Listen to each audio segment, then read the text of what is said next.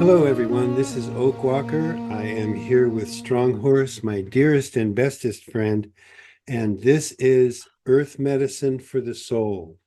We are a podcast where we talk about issues related to learning access points, fundamental philosophies, ancient traditions for accessing and getting to know universal language and universal knowing of things, and how ancient shamans may have practiced to learn the things that they learned, so much so, uh, before we had all this technology and newspapers and books and stuff.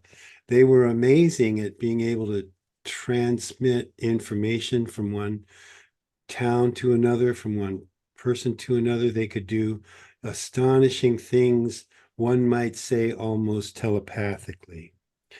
And it is with those things in mind that we sort of began our shamanic paths, or at least we began our shamanic paths, and and those paths led us into considering things that were um, well before that were basic skills between humans, long before the Industrial Revolution and the disassociation of our spirits with Creator caused us to basically forget a lot of this stuff. So I was thinking about all this stuff in one of those moments this week before I got out of bed, because for me, that's generally a period of halfway between the dreaming and the awakening of being a part of the day. And I was thinking about, the things that we do that help keep us in touch with that spirit of creation, or the creator spirit. The things that we do that keep us in that sense of belonging and feeling like we are where we're supposed to be. It's a sense of not just wonder and peace, but it's also a sense of security and belonging in the place that you're in. I know my friend Mateo likes to say things like, if you want to know where you're supposed to be, pick up your feet and look at the dirt underneath them, because you're always exactly where you're supposed to be. And it is those very 2 feet that got you there, whether you, whether you think that you're in the right place or not. So this led me to the kinds of practices that I do to reaffirm that place, or that position in the universe, that knowing that I am perfectly associated and positioned where I belong. It's a sense of belonging. And that led me to the process of centering, which is something that I do often during the day. I do it a lot. It's any time that things seem to be getting flaky or out of control or stressful, there's a process that I can go through. And at first, it took me a long time to get to understand it. And it took me a lot of practice of certain things that I had to do to make it feel real. But once you get that, once you have that connection established and you're comfortable with that connection, then it can happen in just moments. It's simply a reorientation of your mind and your heart, and pulling those two things together. So I thought that we were going to talk today about centering, and how that's possible. So the best I have, So can you, yeah, excuse me, can you talk a little bit about exactly what you go through? I mean, kind of give us an idea of what the procedure is for you to do the centering. yes. In the morning, it begins with a simple process of just acknowledging, grounding my feet into the earth, grounding my center. I like to I like to imagine that I'm sending my essence or source energy down into the earth to anchor it deep within the earth mother. Just anchor it with her and then bring that all back up and then go to the star energy or the star brethren energies and make that connection. And that connection meets right there, right in the heart center. And at that point, then I feel like I'm in the place in the universe where I belong. I am now associated both with the gravitational earth energies and the electromagnetic energies of the sky and the spirit and the air, right? So there's earth and air. And then on the mesa, of course, or in most medicine wheels, then you have your east and your west. And on my east, I have the association with all the ancestors. And on the west, I have the association with the waters and the creatures of the water and the emotional sphere. So all of that, the earth, the physical, the spiritual, the intellectual, and the emotional all come together within that medicine wheel and anchor right there. So that is a philosophical reality that literally takes place in my own heart. Um, and that took a lot of practice. It took years of daily, doing this routine of in the morning going back in and centering, because that's the center. So centering all of that together, those four elements, the earth, the air, the fire, and the water, all together and coming in, and that makes me the center of the universe, essentially, which sounds narcissistic, but it really isn't like that. Because I'm the center of my own universe, even though, in spite of all of the ways that that can be perverted, that's still basically true when you're a person that's in the universe. You can only perceive it outward from the center of your own being. Yeah, Um, can I jump in for a second? yeah, please do. I'm flailing here. You know, try to ground this down into um, a different reality so that we can sort of have comparisons. If I read through the Bible quite often, or if not all the time, they speak of God in terms of the Spirit of God. The Mhm, Spirit of God did this. The Spirit of God came upon it's constantly about that. Like they were there was an intimate, palatable knowing of God's presence through the Spirit of Him. Call the mhm, Holy Spirit, mhm. however you want to paraphrase it. Yep. Shamanism and all this and everything that you're just describing, I think is really is a means to an end in terms of trying to get to that same place within a world that is not as near close to what it used to be. Mhm, Back mhm. then, everything, it's like one of my favorite sayings of one of my students one time was talking about the guy that the guy that came up with Taoism, and he said, well, the reason he came up with Taoism is the fastest thing on the planet was an ox. Which I thought, God, that is really profound. Well, there's And something to that, but anyway, go ahead. well, I mean, so the challenge we have is to create that space within ourself to recreate that same opportunity for ourselves in terms of being able to experience the Spirit of God. Mhm. But it's harder for us because of the massive amount of noise that is Exactly. in the atmosphere. I mean, it's crazy.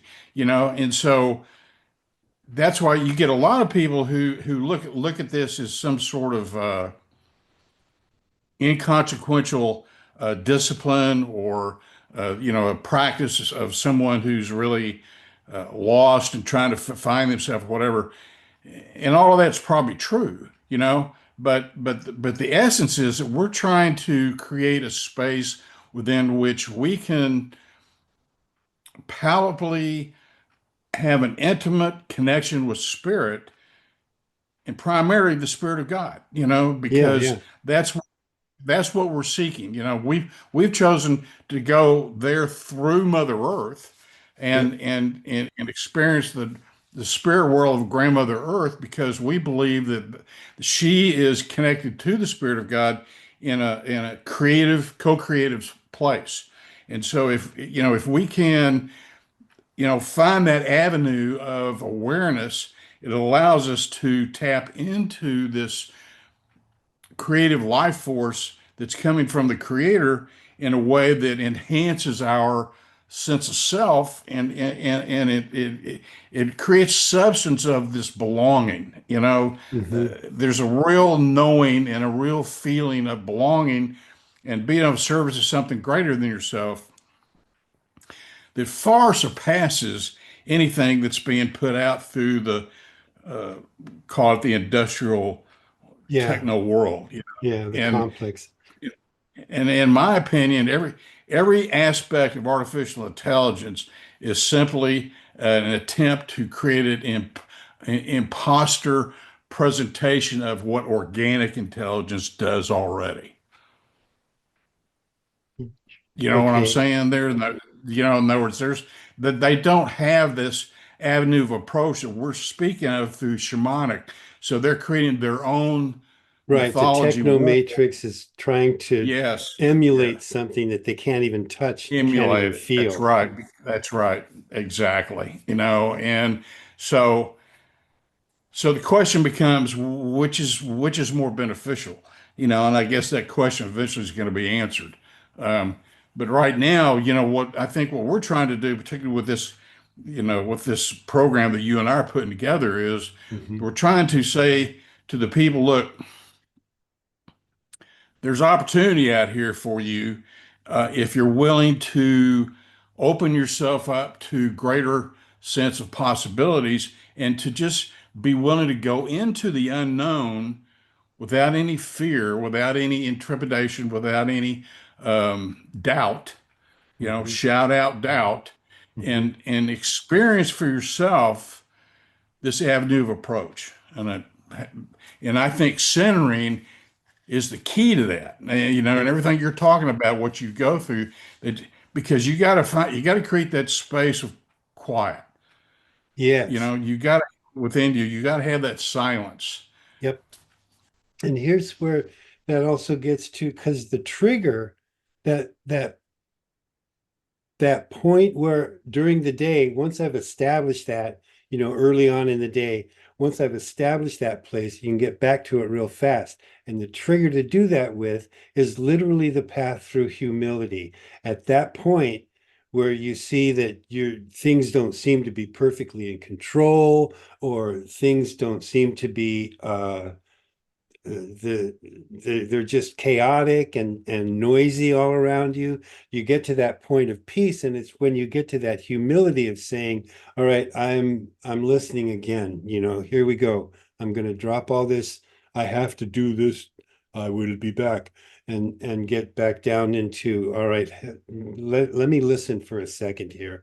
Just a tiny moment of peace so that I can recenter and get back to a place of knowing, belonging, feeling okay with where I'm at.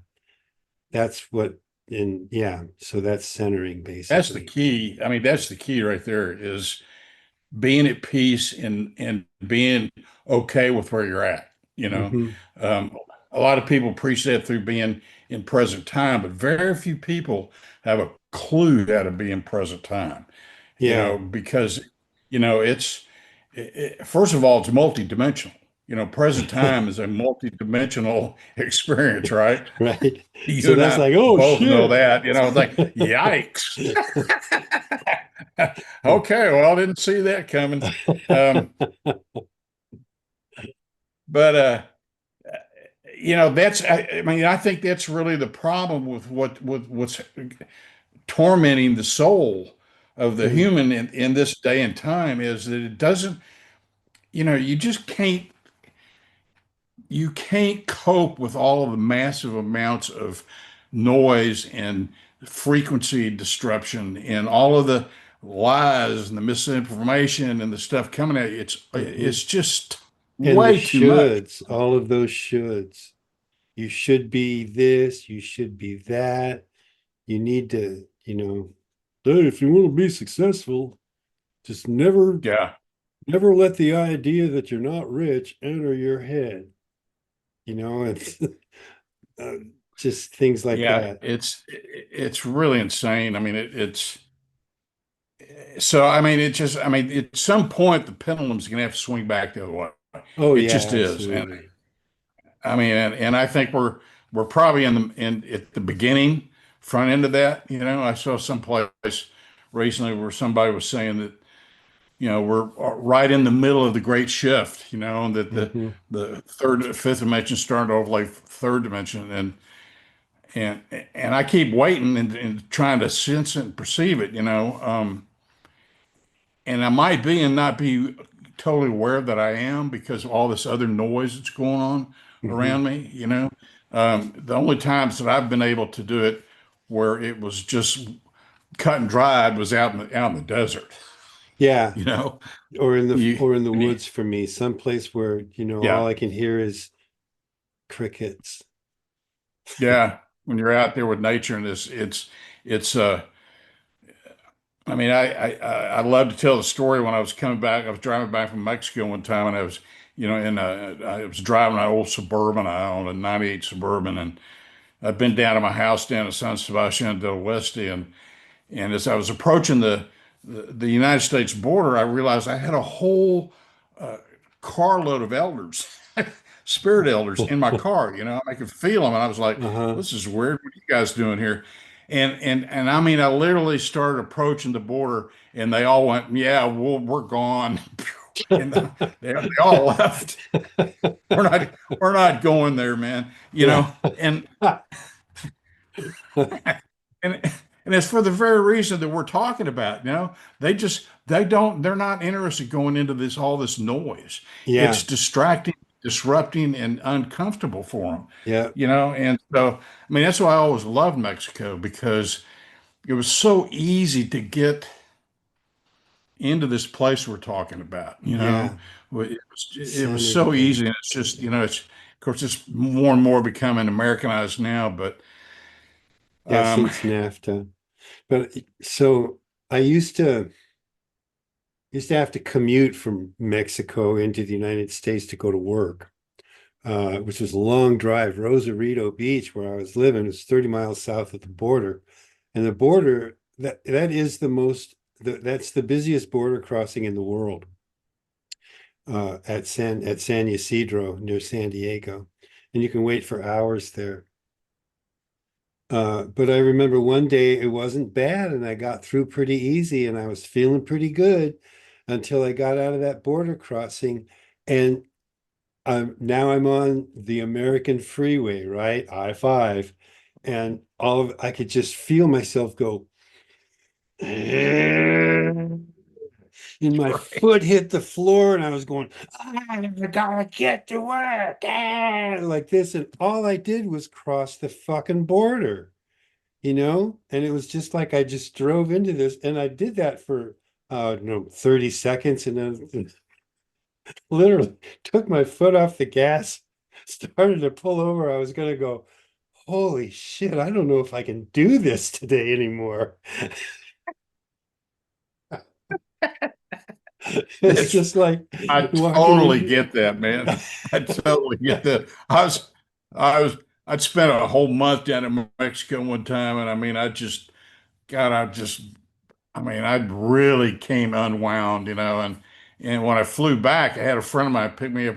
at the airport. And I remember we left the airport and we hit the freeway, and I was like, "Oh my God,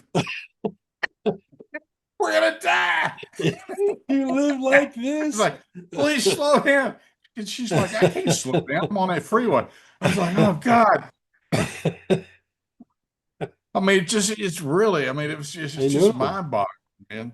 And there's a key there because no matter, even if you're okay, so you're beautifully centered, and you're in this pure space and you're in touch with God and everything's beautiful, but it this is, I guess, is what protection is for. And I was vulnerable, I mean, I just didn't even consider that it would be like walking into a cloud that was gonna, Right. get all through my whole being and suddenly turn me into a raging maniac. And that's what I Like credit the that. connection with, is that I was able to become aware of it and then get back out, and just go, okay, well, I'm not spending the next 24 hours feeling like this. That's just bullshit. It really is, it's a major discipline that I have to admit I'm not that good at. I mean, even our elders on the night were saying, "You guys need to start meditating more," Yeah, and I yeah, I thought, think they were yeah, right too. yeah. And, because, and I think that the more and more crazy it gets, and I think we got a lot more crazy coming up than we can possibly Hmm. imagine, Yeah, I think the so. deeper we got to be able to hold our space within Hmm. ourselves, and not only for ourselves but for our fellow human beings. Yeah, Um, and that's vitally important. that's That, big. and I'm not just saying that about us, but I'm saying that about everybody. If you're listening to this and you even have a smidgen of spiritual awareness, you need to really understand that this is a time where you really got to focus on holding your space, not Hmm. just for yourself, but for your fellow man, because this is where the rubber meets the road here. Yeah, And and I think that sort of discipline is going to help bring in the fifth world. Don't you agree? yeah, I think that, and whoa, so much to touch there. Yes, I do agree, and that in the more of us that do that, because the fifth world, I believe, is inevitable. The question is, how much is it going to take to draw it back together again? Because it comes in, world changes, they're going to be chaotic. They're going to have to move old paradigms out of the way. They're going to look scary and bad. And the more of us that the the thing that keeps going through my head for this talk is that you have to be that calm within the eye of the storm, that the storm Right. rages around you and you are that fixed point.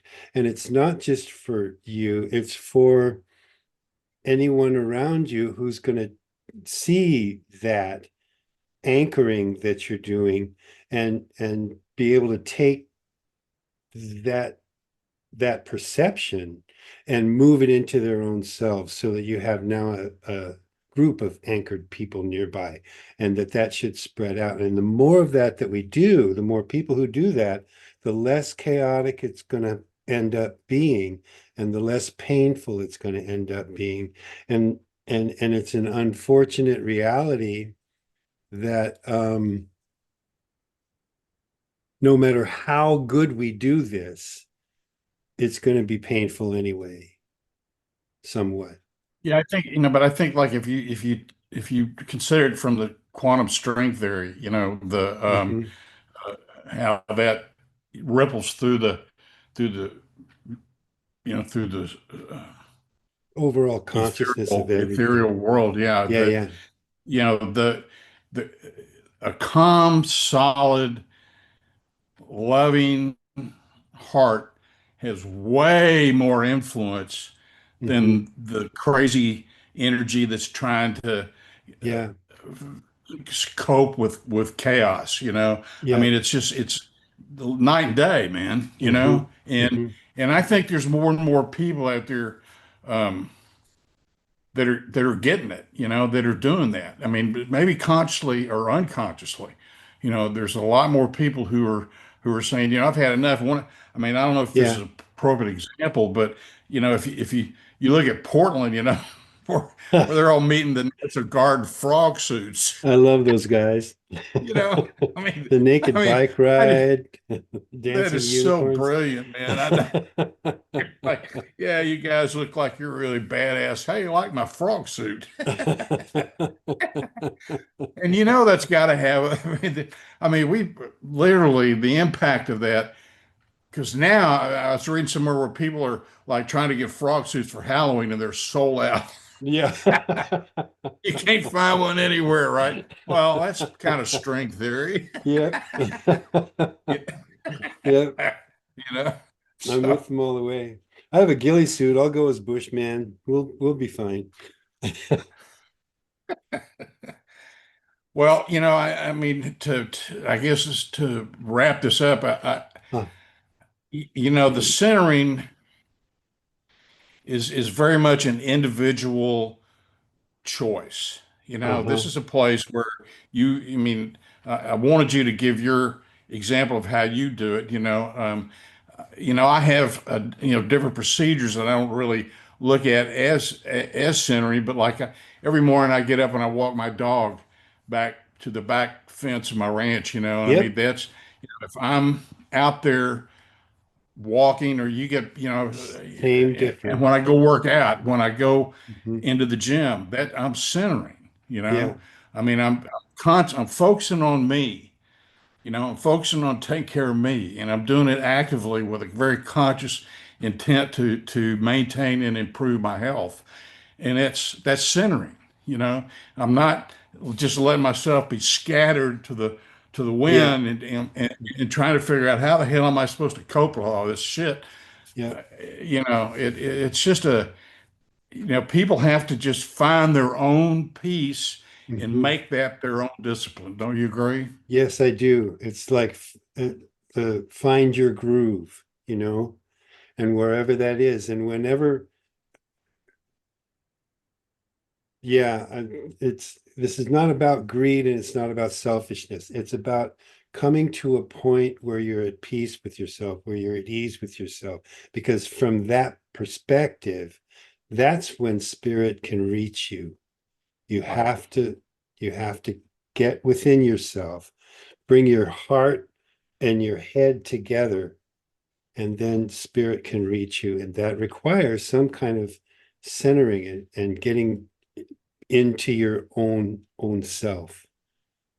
I don't know how better to describe it. And I'm sure that once this talk is over, I'm going to go, oh, yeah, now I know how to say that.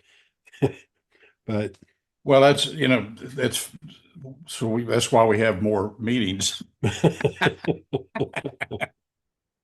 Yeah, real quick before we go, one thing I've had a lot of arguments or discussions, I'd say, with some traditional Native Americans who, you know, challenged me on the rounds that we would do with it in our sweat lodge because we would do the first round would be for yourself, second Mhm, round would be for others, third round would be what's called a giveaway, and then the fourth round would be prayers for the collective, mhm. and they thought that was kind of narcissistic of me to be doing a round for Beginning with myself. And I yourself. say, Yeah. yeah, and I said, look, if you don't take care of yourself, you're no good to anybody. Yeah. You're not, Yeah. I mean, it's just that's truth. I mean, if you don't have something to give, if you don't take care of your energy, if you don't focus on yourself and your own health, you can't. What you're doing is sucking energy off everybody else. Right. That's what you're doing.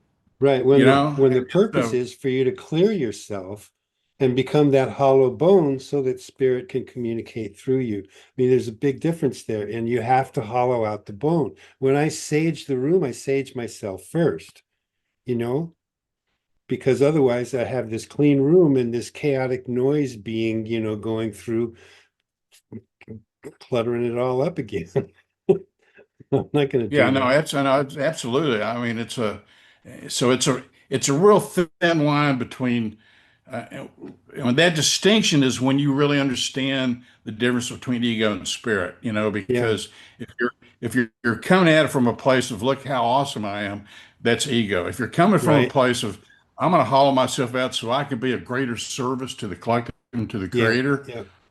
That's there you go. yeah. You That's know, anti-ego. that's totally. And if And if spirit could come through you, you can then serve the spirit of others through just being around, just being you're holding yeah, the space, allowing that process to work its magic, because yeah, when letting at the end yourself of the day, like we radiate. said, it's all about co-creation, man. Yeah, exists. Well, that was All excellent. right. I think that we do have to close about now. And I would like to thank everybody for coming. We are Stronghorse and Oakwalker. We've just completed another episode of Earth Medicine for the Soul. You can find us online at earth-ems.org. EMS is capitalized, and so is the E in Earth. Just about whatever you put in there will get you to us. So go check us out, and thank you all very, very much.